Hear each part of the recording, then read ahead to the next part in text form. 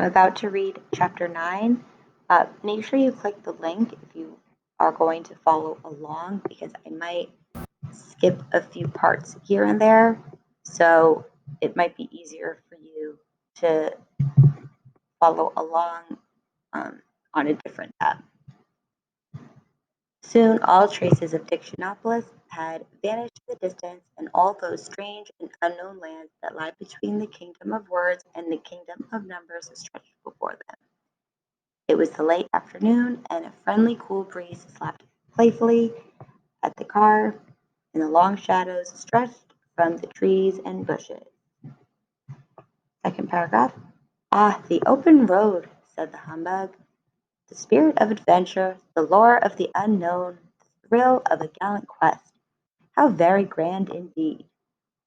Then, pleased with himself, he folded his arms, sat back, and left it at that. In a few more minutes, they had left the open countryside, driven into a dense forest. This is the scenic route, straight ahead to Point of View, announced a rather large road sign. But, contrary to its statement, all that could be seen were more trees. And this whole paragraph just talks about how they pretty much only see trees. Remarkable view, announced the humbug. Isn't it beautiful? Gasped Milo. Oh, I don't know, answered a strange voice. It's all the way you look at things. I beg your pardon, said Milo, for he didn't see who had spoken. I said, it's all in how you see things, repeated the voice. Milo turned around and found himself staring at two very neatly polished brown shoes, for standing directly in front of him, and if you can use the word standing for anyone suspended in midair, was another boy just about his age, whose feet were easily 3 feet off the ground. And there's a picture. For instance, if you happen to like deserts, you might not think this was beautiful at all. That's true, said the humbug. For instance, if Christmas trees were people and people were Christmas trees, we'd all be chopped down, put up in the living room, and covered with tinsel while the trees opened our presents. What does that have to do with it? Asked Milo. Nothing at all, but it's an interesting possibility, don't you think? How do you manage to stand up there? Asked Milo, for this was the subject which most interested him. I was about to ask you a similar question, answered the boy, for you must be much older than you look to be standing on the ground. What do you mean? Milo said. Well, said the boy, in my family everyone is born in the air, with its head at exactly the height of it's going to be when it's an adult, and then we all grow toward the ground. When we're fully grown up, as you can see, grown down, our feet finally touch. Of course, there are a few of us who never reach the ground, no matter how old we get, but I suppose it's the same in every family. We hopped a few steps in the air, skipped back to where he started, and then began again. You certainly must be very old to have reached the ground already. Oh no, said Milo. In my family, we all start on the ground and grow up. We we never know how far until we actually get there. What a silly system, the boy laughed. Then your head keeps getting changed its height and you always see things in a different way. Why, when you're 15, things will look at all the way they did when you were 10, and it's funny everything will change again. I suppose so, replied Milo. We always see things from the same angle, the boy continued. It's much less trouble that way. Besides, it makes more sense to grow down and not up. When you're very young, you can never hurt yourself falling down if you're in midair. And you certainly can't get into trouble for scuffing up your shoes or marking the floor if there's nothing to scuff on them and the floor is 3 feet away.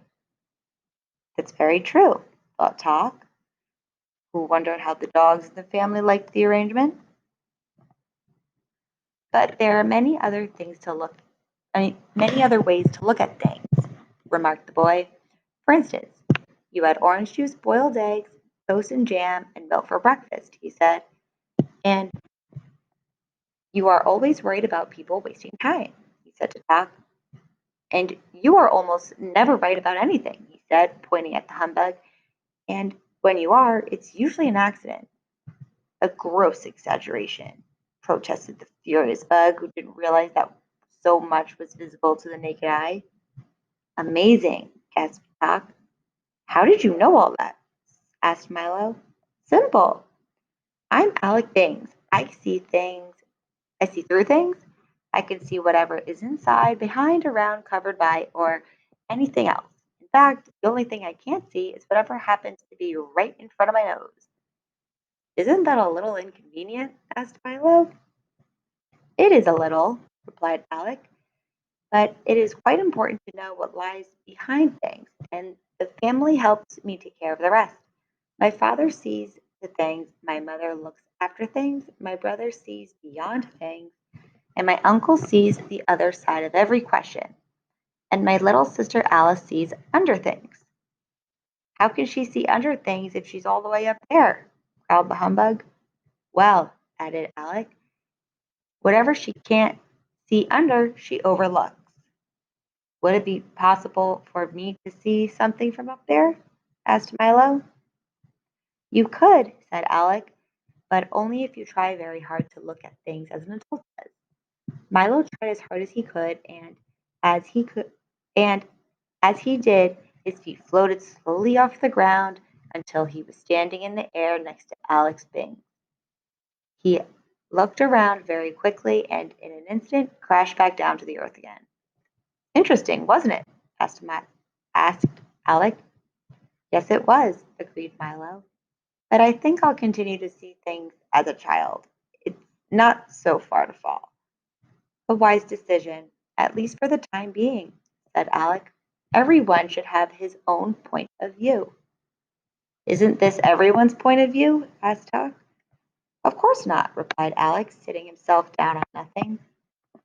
It's only mine, and you certainly can't always look at things from someone else's point of view.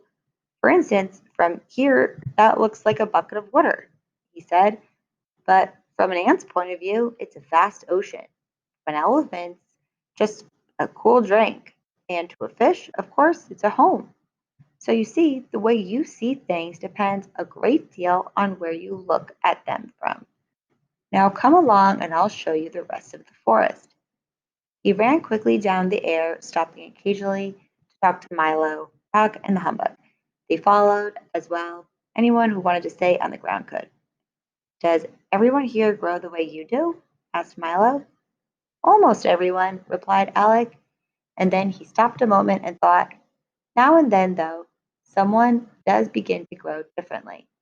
Instead of down, his feet grow up toward the sky, but we do our best to discourage awkward things like that. What happens to them? Asked Milo. Oddly enough, they often grow 10 times the size of everyone else, said Alex thoughtfully. And I've always heard that they walk among the stars. And with that, he skipped off once again toward the waiting woods.